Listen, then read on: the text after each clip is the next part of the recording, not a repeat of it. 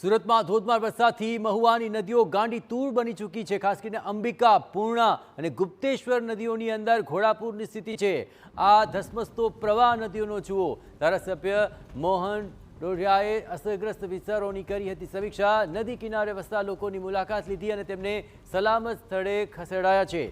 ઉમરા ગામના 6 ઘરના લોકોને સલામત સ્થળે સ્થળાંતરિત કરવામાં આવ્યા।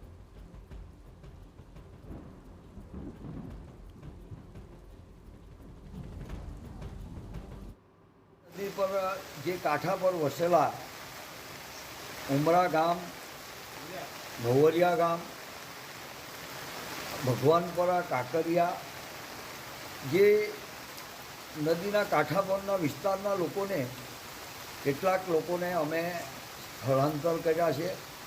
ઉમરા ગામે 50થી 60 લોકો અને 5થી 6 ઘરના લોકોને સ્થળાંતર કરવામાં આવ્યા છે।